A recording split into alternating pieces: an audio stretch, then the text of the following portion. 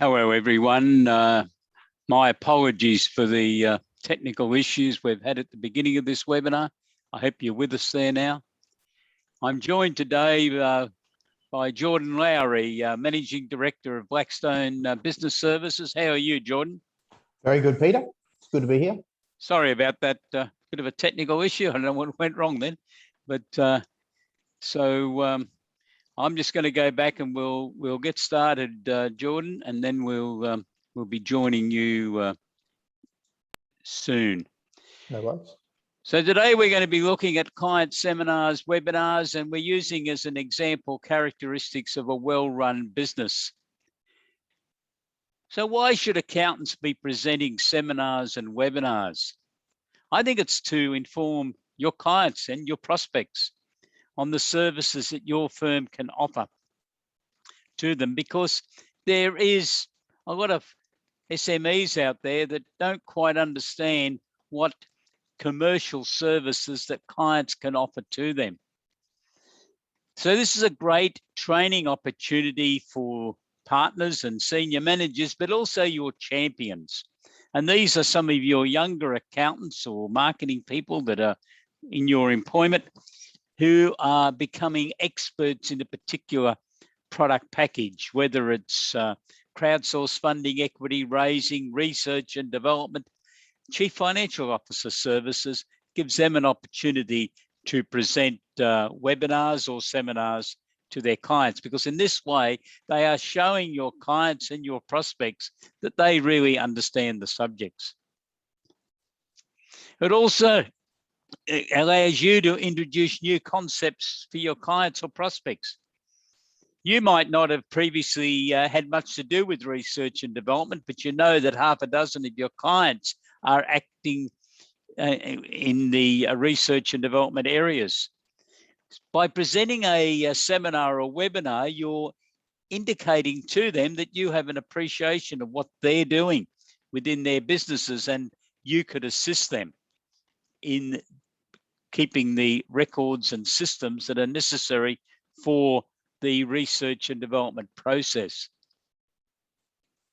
So we're going to go to the ESS BIZTOOLS website in a moment, and we're going to be clicking on to client seminars and webinars, and then to a particular seminar category.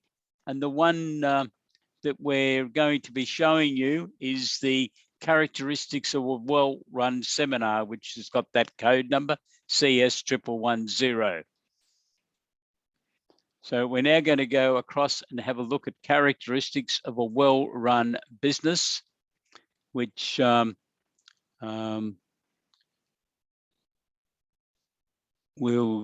enable you to see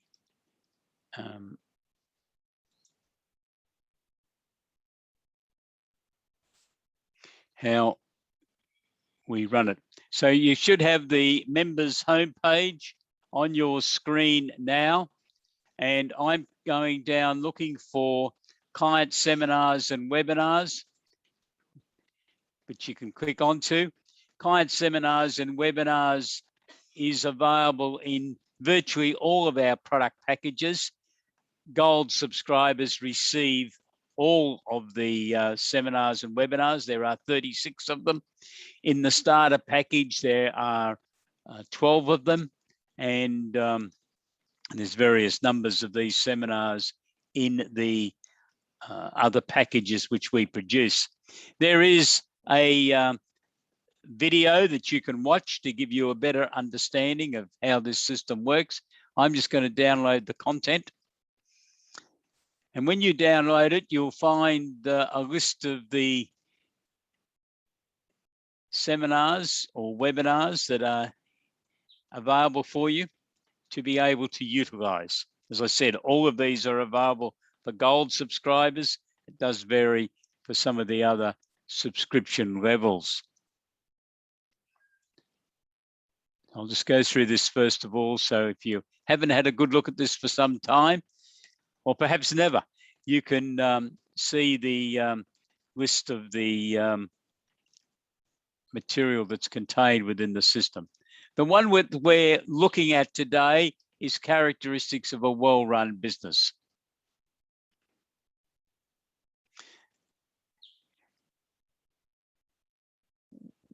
What you have in the system is seminar organizational material. Now, this is the same for each of those product packages that I just showed you the list of.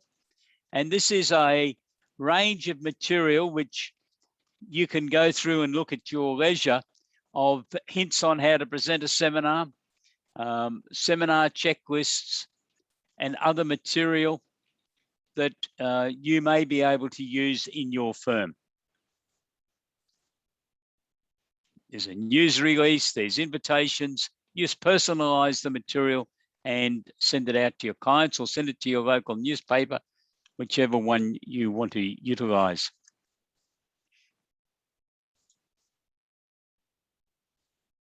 And now I'm going to go to the material which we've assembled for you for characteristics of a well-run business. First of all, there is a paper.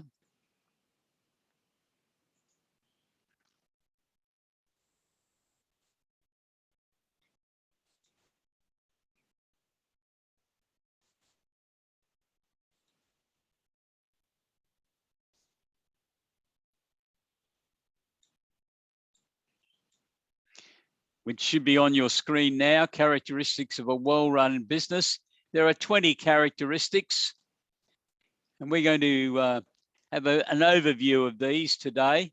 Incidentally, if you have any questions on any aspect of what we're discussing today, can you please type your question into your computer into chat, and I will answer your questions later on. And if you have any questions for Jordan, and Jordan's going to particularly comment on characteristic 11, because that's where he's an expert: staff management, motivation, communications, Fair Work Australia issues, and workplace health and safety issues. So if you have any questions on those subjects, this is your opportunity. Jordan Lowry will be talking to you shortly about those matters. This paper you can obviously badge and send to your clients, and then sit down and have a conversation with them. I think that's very important. You just don't send the material out and leave it at that. The whole basis of the material within ESS BIZTOOLS is that you should follow up, that you contact the client, ask them what they thought of that article, and have they got any questions they want to raise with you or points of discussion. And by having those conversations, you will give yourself the best opportunity of being able to secure consulting work, start to diversify your services by offering additional products to your clients. But because we're talking about a seminar and a webinar, I'm now going to go to the PowerPoint slides, and we'll work our way through in a bit of a mock presentation on a seminar or webinar for your clients. And obviously, in these times of lockdown, presenting a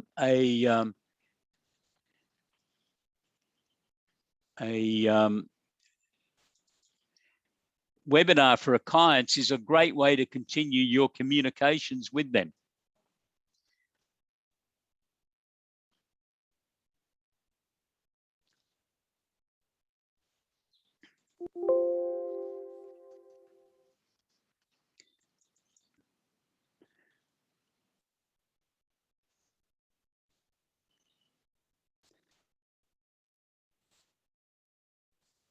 So you should now have the slideshows on your screen for operating a successful business. So characteristic 1, and you would talk to this then, is you're going to talk about these characteristics of drive and energy, self-confidence, determination. Jordan, would you like to make a comment about this characteristic, this personal characteristic of persons going into business? Obviously, it's Peter. Yeah, happy to comment on that. I think a lot of times with business owners, or you've got to be passionate about it. There has to be that drive there, Peter, because I think a lot of times in our business especially, we meet new business owners, and usually they will enter a business because they've seen a market segment that they believe that they can fill, or they can or a lot of times even with their employer. You know, I know I did that with my business. I saw a gap and thought, you know what, I can do this better, so I'm going to do it. And a lot of business owners do that, but you do need focus, you do need drive. And one of the most important things there is a lot of times people we're good at what they do. It could be someone who was a carpenter, who worked for a builder and says, I want to go out there on my own, but it's not rosy running a business. Starting a business is very hard. And I think that reality hits people not too long after they do that. And the way to get through that is really to have key people around you, get the right advice. And a lot of times that default advice goes, we go to our accountant. Some people rely on the bookkeeper. They go to the people who are in that position of authority. Very rarely do they have a HR consultant or a work health safety consultant. Usually that's a luxury down the track. And a lot of people get burnt and hurt throughout that process. And you got to remember too, also that resilience that you need, because a lot of times as a business owner, you would assume your friends and those people are supportive of you. But if I had $1 for every time people said, 9 out of 10 businesses fail in that first 12, 24 months, it's a reality that business owners are faced with. So the capacity to have drive and determination, super important, accompanied with the right advice, because you can be passionate about everything. You can be the most passionate person, but if you don't have the skill set or the right strategies in place, it'll come for nothing. So I think you've got to have a balance of advice, key people around you, and pair that with that determination. Happy days. Okay, thanks, Jordan. We'll just go back to the slides now. I'll just go back so I share them up again, so you should be able to see them.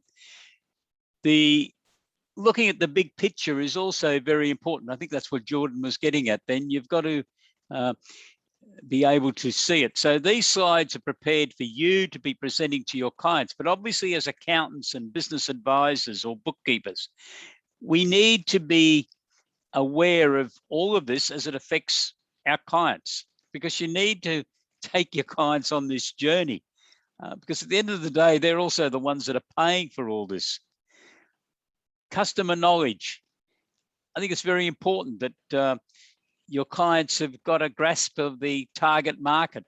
They could walk in their shoes is a common statement that you hear from experienced business people, but young people or new people going into business need to also appreciate what that means. They need to really understand their customers, as so do you as the accountant. And I think this is one of the real challenges. I have just about finalized a white paper on how accountants go about diversifying their services, which is really saying that you need to really have a far better understanding, I think, about your clients than what most of us ever knew when we were just preparing annual accounts and tax returns. We need to be able to dig down into what our clients are doing. You need to know something about the demographics of your customers. It's no use trying to sell Mercedes-Benz cars in a market that really can only afford a good second-hand car. You need to be understanding the demographics of your clients. And the best customers are existing customers and people who look like existing customers. I've heard people talk about having elephant picnics, because if they already had elephants as clients, that's all they want for future customers, is to come out of that sort of area. And do your clients appreciate this? Do they have customer databases? Do they regularly communicate with them? And the next one I wanted was product and industry knowledge. Do they understand their industry, their knowledge? How broad is it? Do their staff members have product knowledge? What about their systems? And we got notes there on systems that they can look at. Excellent analysis of results. This is one of the matters I also comment in this white paper I've written. I think as accountants, we need to understand what our real role is in offering business advisory services. I see that we're becoming the virtual chief financial officer or the virtual accountant. You're not going to be there full time, but you need to be involved as if you would if you were working full time for that client. Now, I did that for a decade of my career. I was the chief financial officer and company secretary of a company listed on the stock exchange. And it's completely different to the day-to-day activities in an accountant's office, because everything's geared, first of all, to what is happening today. What's the daily key performance indicators? And management wants to know those. And then what happened at the end of the week? I found that big business does know weekly results, and they know them very quick by a Monday or a Tuesday, with the week ending on a Saturday or a Sunday. They've got those determined. Sure, there's some estimates included in some of those figures, but they know their results.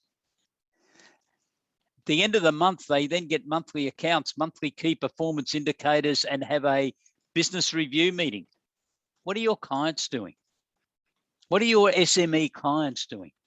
Especially those clients who are aspiring to scale up their business. Are they going through that process? Because I think that's what we've got to be supplying to them, if they are really going to get the benefit of the service. Please think about it. Key performance indicators, that one there is a very important item. But then things like benchmarking. Do you compare your clients to their peers in the industry? Budgets, cash flow forecasts. Is there regular staff meetings? Cash control we've listed there. And stock management are areas that as accountants, we all should be very well aware of. You can look at those later if you haven't. Work in progress is a bit the same. It's important. And the same with debtors control. Do you know each of your clients' debtors days outstanding? Do they know what it is? Are they consciously working to try to reduce debtors days outstanding? Australia has the dubious title of having the longest debtors days outstanding in the world.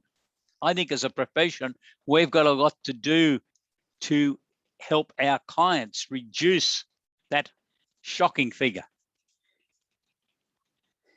And then let's look at cost control, budgets, cost reduction strategies. A few years ago, CCH undertook a survey of about 1,800 SMEs all over Australia and 300 or 400 accountants, and published a report. The accountants were asked to comment on what they considered the most important issues in their relationship with their clients was, and the SMEs were asked what services they were looking for from their accountants. Do you know the SMEs nominated the #1 advice they were looking for was cost control? Yet the accountants didn't mention cost control. I found that very interesting, and so did the CCH managing director who I spoke to at that stage, and he was most surprised at the results of that survey. So it was interesting. Let's move on then to the next one I want to talk to you about is staff management, motivation and communications. Now, we've got an expert with us today in that area, so I'm going to go back to Jordan Lowry. And Jordan, what do you think accountants should be conveying to their clients about the involvement that an accountant can have with a client who may have no understanding or very little understanding of workplace health and safety regulations or Fair Work Australia regulations? Yeah, I think, Peter, there's definitely more of, like, because of the accountants are taking that very much falling into that advisory space, and it's a trusted position with their clients. Being a trusted position, though, it's a position where unless that firm actually focuses in that business advisory space, a lot of times the default response is, you know what, I would just call Fair Work about that.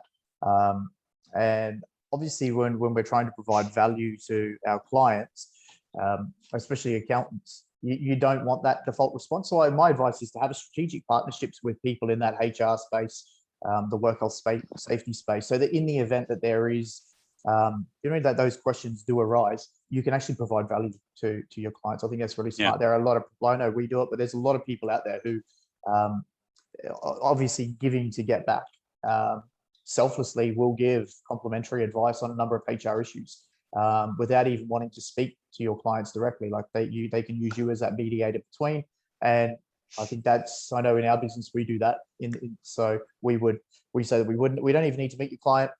you come to us with a question, we'll provide you the advice specific to those specific needs or circumstances. You can go to the client, and we do that on the hope that in the event they ever need employment contracts, policies, there's a trusted relationship that's already been established. On that slide presentation too, Peter, you've mentioned staff management, motivation, and communication, all key things. A lot of times where the accountants will run into an issue is based on those things. Should we pay them more? How do we incentivize them? The staff, it seems like morale has dropped. It's quite interesting. Like when we talk about a solution where we want to throw money at someone, it doesn't usually work. Reason being is, I'll give a couple of examples. Most employees very rarely live within 10% of their means. They live week to week. So just say we've got someone who's on $70,000. It happens quite often where we say, hey, do you know what, let's motivate them with another $10,000. And it does. So the salary goes from 70,000 to 80 or 90. But what happens is people, because they don't live within their means, or they live very close to that line, very, very rarely having 10% sort of save or bank each week. The cars get bigger, the house they rent gets bigger. I mean, they get a bigger lease. They get a bigger loan, whatever it may be. Boat gets bigger, and all of a sudden they're in the same financial position, and that resentment kicks in. So a lot of times employees are looking for security, good culture, and trust with their employer, understanding that I know exactly where I stand with my employer, because there's different personality types, and a number of personality types that are just, they're looking for security, a place where their opinion is valued, and they bring value to the business. They have some sort of say in the future.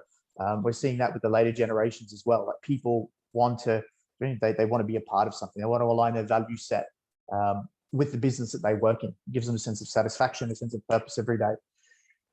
And on communication, I saw that in that slide. Communication is one of those things. All too often, like we think about normal relationships that people have, or personal relationships. Usually that relationship will fall by the wayside as there's a breakdown or a change or a shift in the levels of communication. And the same is true with employees. If they don't know where they stand within the business, all of a sudden it's a human default where we've got a gap in our knowledge. We'll fill it usually with the worst case scenario. It's our survival instincts. It's those survival mechanisms. Prepare for the worst, that way I won't be hurt. And a lot of times business owners and managers, we get caught up in the day-to-day runnings of a business.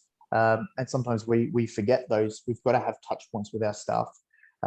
So effective communication is key.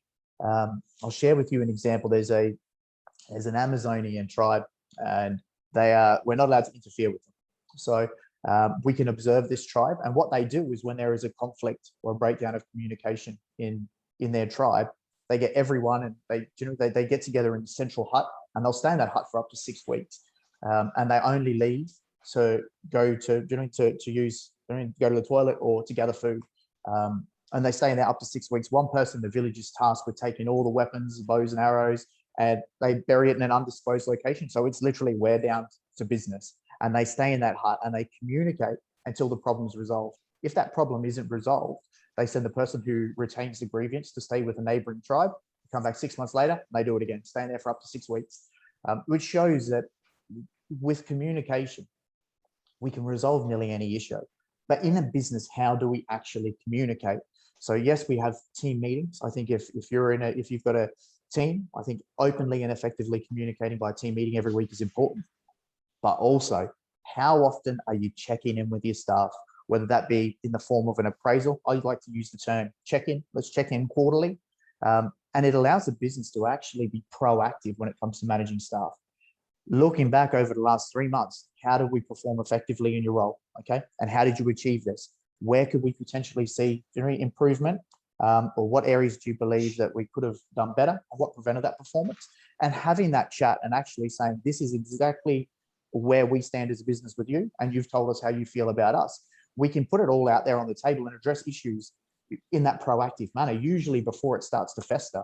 Because so many times, if I talk about Australian employers, we're reactive rather than proactive. And if we've got accountants in listening, you probably heard this happen as well. An employer will come in with a list of 50 things that this employee's done over the last 9 months, but there hasn't been touch points or effective communication about, can we rectify the situation and how are we going to rectify it? and all of a sudden it's reactive basis, and it's like, this person's now toxic to our culture. We don't want them in the business. How do we get rid of them? Which opens up a can of worms with things such as unfair dismissal. So effective communication is key when it comes to staff management. And it's not always just about throwing money at someone. Okay, thank you. Jordan, there's another issue, and see, we're looking at staff management, motivation, communication at present. The debate going on around Australia, a lot of it's in the media, obviously political, jab or job at present, the big question. What do you think employers, well, accountants advising their SME clients, it might ask them this question: can they enforce a regulation that all of their teams should have the COVID jab? Yeah, it's $1 million question, Peter, in the current times that we're living. The reason being is, and I'd like to provide sort of clarity on what our view on this stance is at the moment, is in one corner, we've got the Work Health Safety Act, which talks about an employer's obligations to ensure that they've got a safe workplace for their employees and the people they interact with, whether they be the clients or the public. And on the other hand, we have Fair Work saying that should an employee, or we've got the unfair dismissal rules, which are outlined by Fair Work. And people are asking the question, in the event that and we've seen SPC recently did it, they said it's mandated, everyone in our business needs to be fully vaccinated. And it will take some of these big players to actually start that ball rolling. But our take on this at the moment is because it's new ground. It will be viewed on a case-by-case basis. I think there will be employers who, especially considering, and one thing that we would factor in is the industry that you're in. Are you in an industry where we have exposure to high-risk persons? Are our clients, for example, or would that be with an example of that would be the NDIS? We've got participants who fall into potentially high-risk categories. We've got aged care. An employer in that space would have the ability to say, we strongly recommend or suggest that our staff are all vaccinated, or you may not be able to work in our industry, which would give the employer the ability to potentially stand down staff without pay. And when I talk about case-by-case basis, an employee, if an employer meets all these reasonable directives and says, you know what, the government is suggesting we do it, we aligning ourselves with that, and based on the industry that we are in, we would strongly encourage that we would support that. If you need time off, we'll support that. It then outlines a body of evidence of an employer actually doing things, to give a reasonable management direction in the interest of the Work Health Safety Act. So, and we're hoping that this would trump it. If an employee didn't have a legitimate reason for not wanting that jab, they thought, there's a lot of anti-vaxxers out there, conspiracy theorists, whatever it may be. If that person failed to adhere to a management direction, Fair Work would look at that, and they would check that process that was followed was actually procedurally fair. If an employer just said, hey, you know what, you've said you're not going to get the jab, our industry requires you do, or we're saying you do, we're going to terminate your employment, there's a high chance they would face an unfair dismissal. However, if things were factored in and there was a process of consultation, and at the end of that, the employee hadn't provided any adequate reasons for not wanting to do that, and the employer, that process led to termination, case-by-case basis, they'd probably be in a really good position where the Fair Work Commission or whoever was involved in and any unfair dismissal that was raised would probably overturn that based on the Work Health Safety Act trumping it. So case by case, but my advice there is ensure that you are procedurally fair in any dealings, or your clients are fair in any dealings. Case by case scenario. And if any of our accountants who are, or bookkeepers or business advisors who are listening today and listening to this recording later on, want to talk to you about a particular client issue, they can contact you? Yeah, absolutely, Peter. We will offer our time and services on a complimentary basis there. We can give more specific advice once we've got a bit more information. And you just want to tell us your email address for people to make contact with you? Yeah, of course. Direct contact is jordan@blackstonebg, as in the colour and then in the rock, and B for business, G for group.com.au. So that's jordan@blackstonebg.com.au. My direct mobile number is 0418 287 730. That's 0418 287 730. You'll come straight through to me, and happy to answer any questions. Okay, well, thank you very much for that overview, Jordan. don't think there's much more we can really discuss there on characteristic 11. It's all about your team or your client's team and their leadership ability. So we might just keep on moving through this. Number 12 is characteristics 12, excellent marketing expertise. And I probably should go back onto the screen, Jordan. So I'll just take that back. Yeah, thanks. And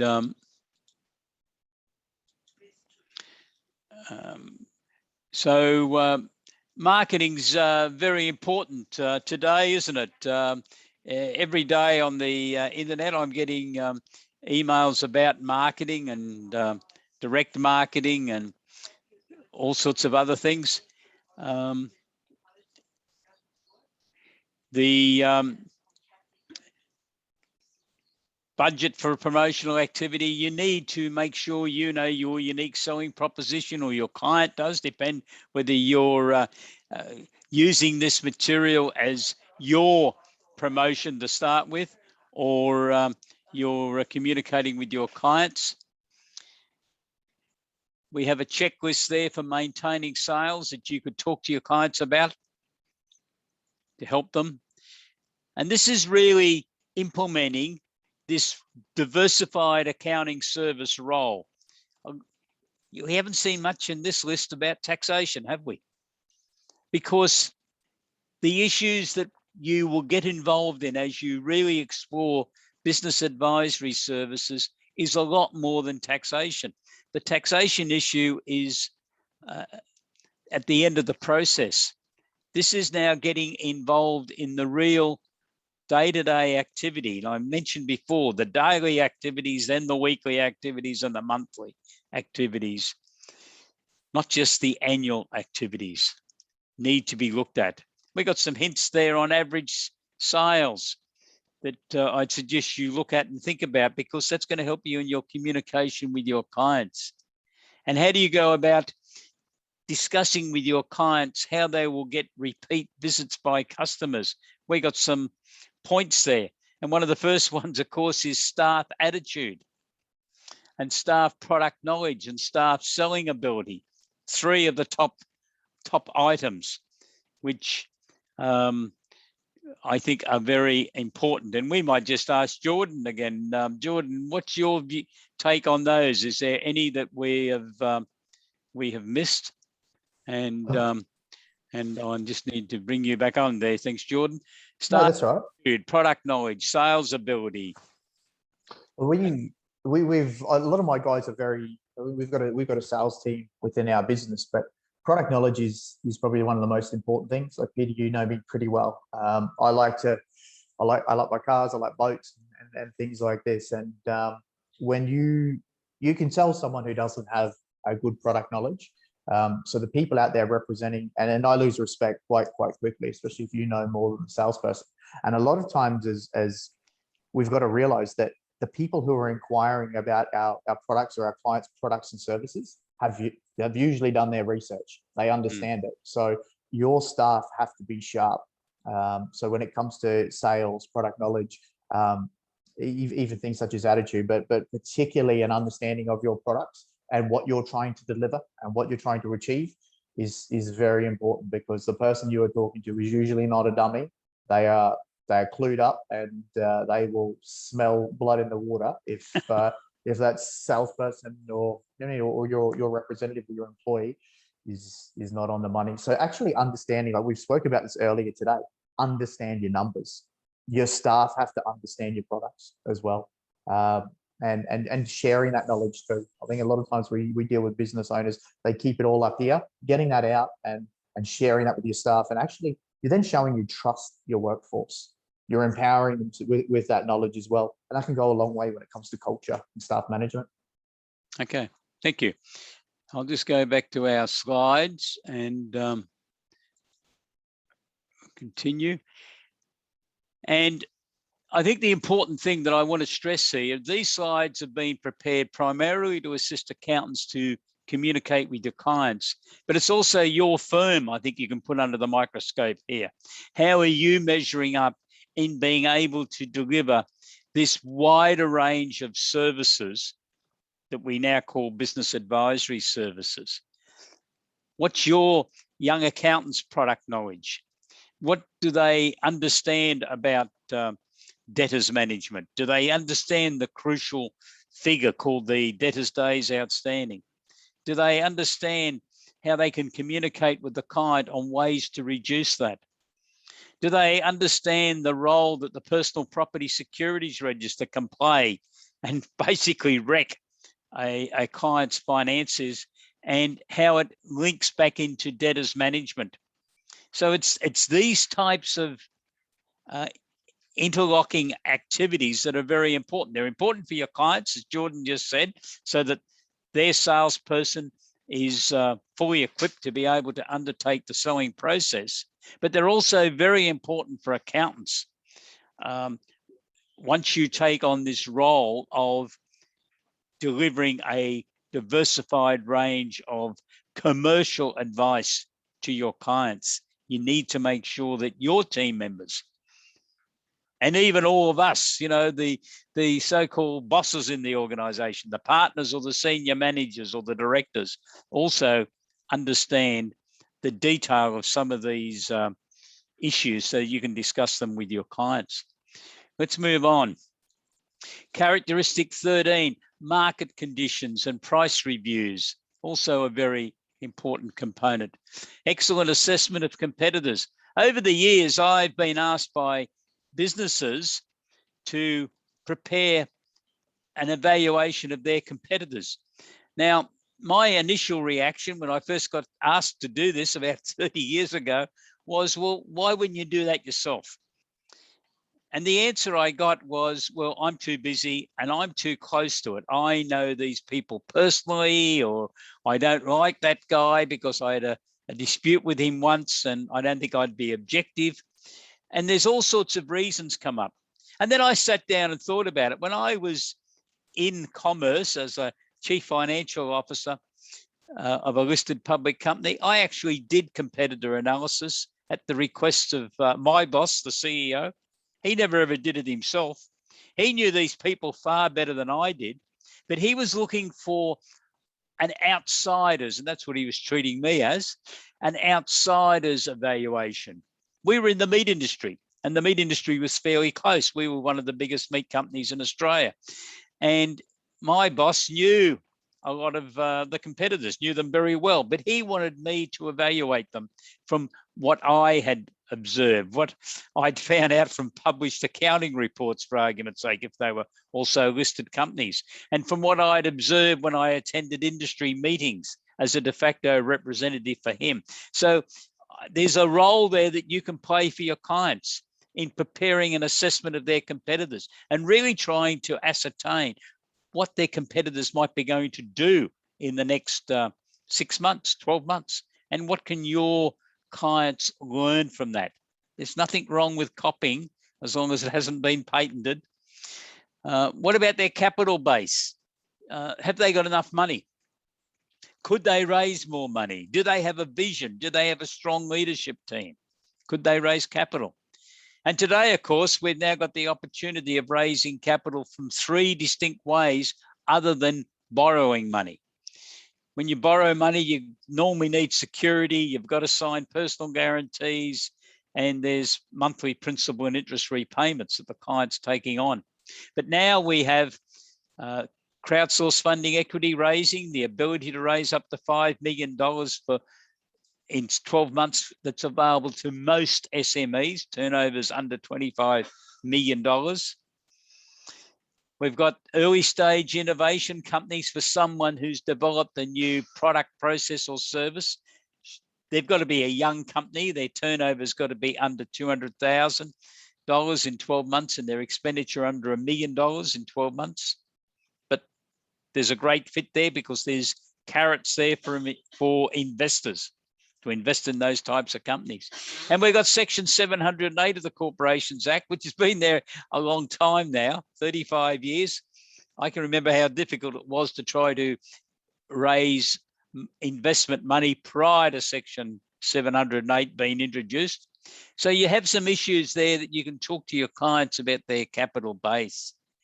How do they react with their other advisors besides you, their banker and their solicitor? Do they have regular meetings with them? Do they keep them informed? Do they treat them as part of their team? Are they networking?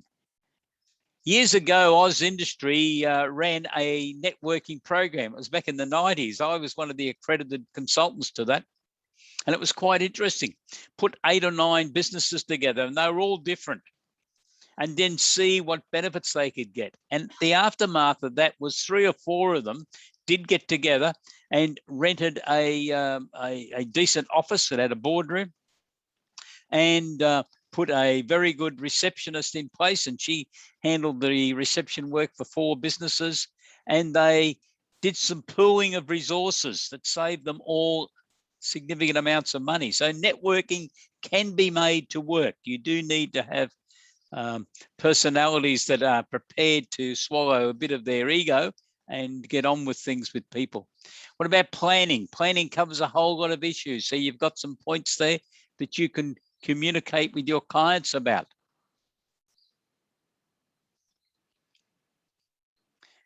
And then quality control. Obviously, quality control is extremely important and covers a whole range of issues, and looks at it from the stakeholders' point of view. And the stakeholders are the shareholders or the partners, management, customers, staff.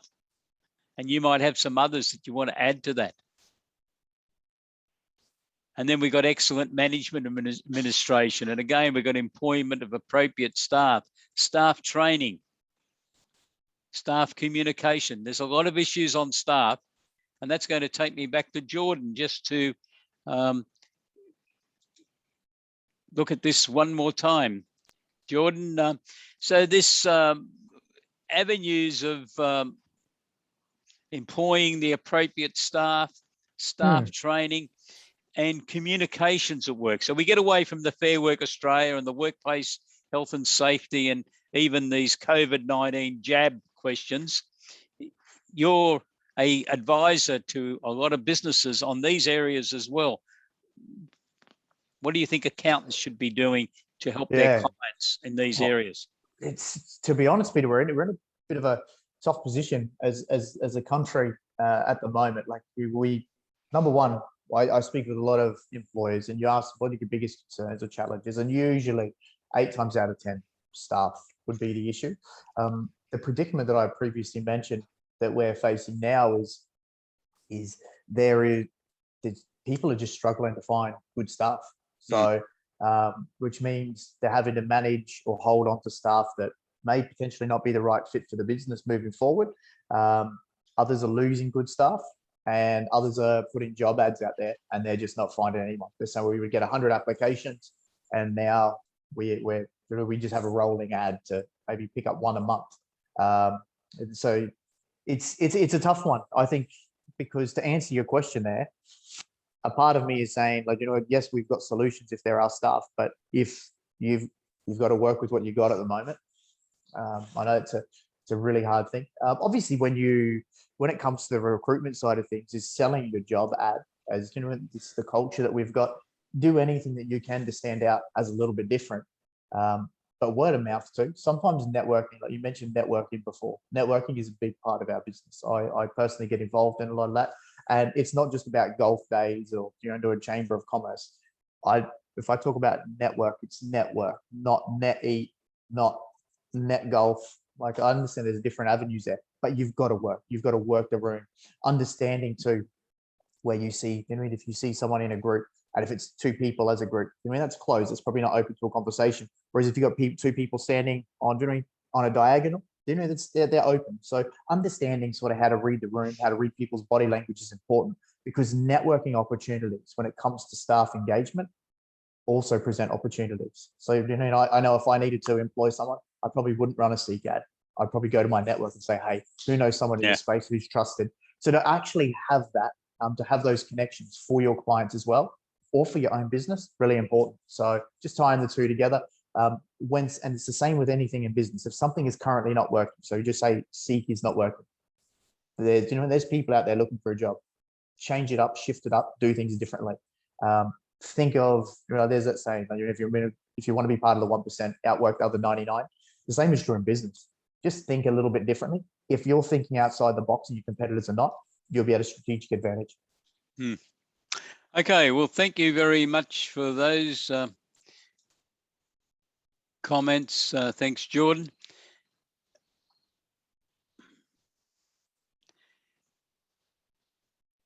So you've got on the screen some other characteristics that you might want to talk to your clients about. Whole range of issues that definitely have a bearing on what you are doing within your business. And I hope that that has helped you in this very important process of working through with your clients. And we got no questions.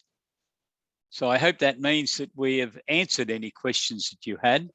Our next members webinar is on next week, the 19th of August, where we're going to be looking at the aligning of product mixes and markups in retailers and wholesalers to earn that mystical profit that they're trying to achieve. How do you go about that? Within our product packages, you have a complete product on retail pricing to achieve a targeted profit. On Friday the 20th, so the next day, we have our final webinar in the launch series on predictive accounting. This will feature Trip Graham, the marketing director of Plan Guru from the USA. He'll be joining us from California for that presentation at 12 noon on the 20th. And Paul Barnaby, the Australasian representative of Plan Guru and the managing director of Beyond Accounting Technologies. Paul will bring all of his skills and knowledge as a very experienced accountant into the conversation of why predictive accounting is so important for accountants. And it's very important when we really look at what we're trying to do, what subscribers to ESS BIZTOOLS are wanting to do, and that is to deliver this broader range of diversified services known as business advisory services. So that one's on Friday the 20th. You can just go onto the website of ESS BIZTOOLS and register. On the 24th of August, we have a review of business health checks. Now, the business health checks are a bit more in-depth than benchmarking. They include a range of things that you might be suggesting to your client to undertake on a weekly or monthly basis, as if you were the accountant in that organization, whereas the benchmarking reports tend to be on annual figures. This way you can get down to far more involvement with your particular client and what is happening. And it could be prospect numbers walking in the door of the shopping center. How many of them walked into your client's business? How does that reflect when you compare it back a week ago or a month ago or 6 months ago? Because in business, these slight variations are very important. What was different in the shopping center this week to what it was last week, or more particularly in your client's business? How come they've walked through the door, dropped 23%? It's those sort of questions that are very important. So we're going to look at that and particularly concentrate on pharmacies and supermarkets in our discussions on that webinar.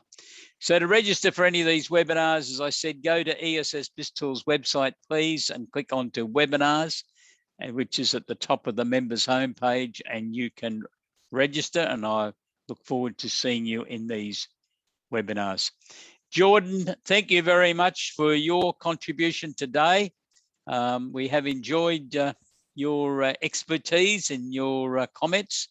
And once again, I would be saying to our subscribers who were with us today and will be watching this, some of them later on, at a more convenient time. If they need your input, they should contact you so they can get some assistance.